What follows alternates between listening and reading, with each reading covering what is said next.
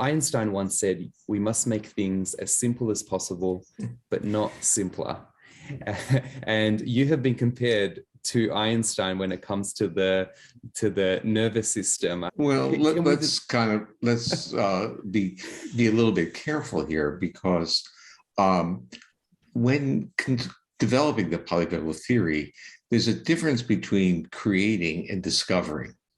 So even though I may be considered the creator of the theory, it's really not a creation. It's an understanding of what it is to be a human or to be a living organism. And so it's really built on, I would say, the backs of giants, that's what Google, when you do Google Scholar, pops up on the backs of giants. And really that there are always have been smart people, and they just were not, let's say, alive at the time when the information was available to make sense out of their observations. So they used different metaphors. They saw it, and it became, it's like there've always been healers, been people that we have always gone to in society. There are certain cues they throw off, but it has never been extracted in terms of neurophysiology.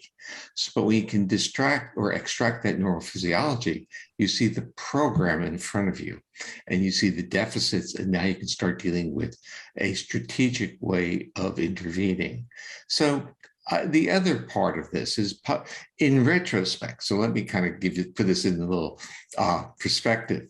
In 1994, when this kind of came out, it was my presidential address to the Society of Psychophysiological Research.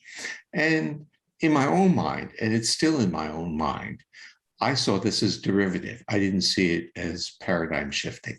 I saw it as the obvious next step. Okay. Now it's taken, what is this now, 27 years since the conference. And now I kind of reflect back and say, that was a bright guy. It's like I think backwards. And how did he come up with those ideas? Or he, trying to go through the stages of thought that went through.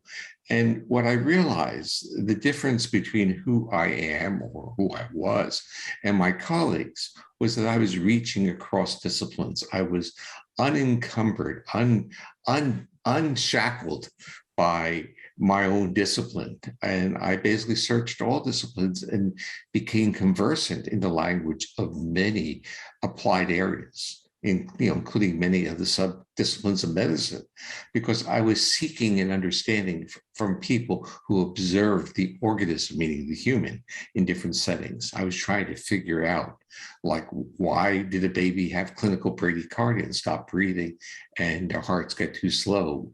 Why during delivery is this a challenge? What were the neural mechanisms?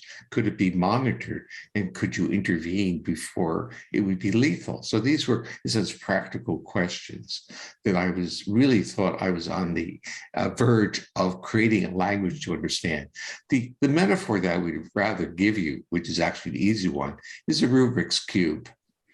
Okay, if you think of each of the sides of the cube as being a different discipline, they could even be literature or mythology, it could be neurobiology, it could be anatomy, it could be psychology.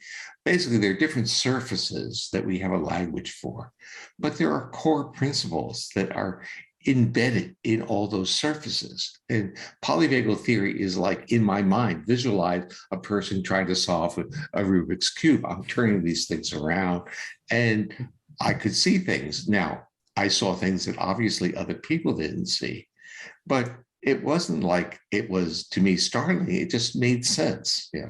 So I had this I would say, a very practical way of seeing things, plus I would say, an enthusiasm, a creativity, and a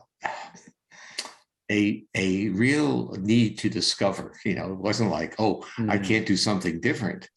I said, doing something different is the fun part of the game.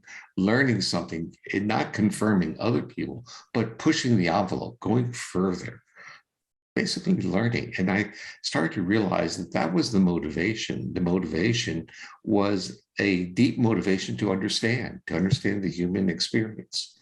I was very, I would say, I wouldn't say shocked, but surprised would be a better word, that the first group that grabbed onto polyvagal theory was the world of trauma, because it gave a narrative to the experience of those who had been severely traumatized, and they didn't have a narrative before. And suddenly they understood what their body was doing. And now it was not an issue of shame and blame. It was an issue of honoring a body that enabled them to survive. And that became a story, a heroic story. And it's really been interesting from a humanistic perspective. I would say from the accessible, authentic aspect of who I am, to hear the stories of people who have had such severe histories, but were able to make their life meaningful once they understood what their body was doing in their nervous system.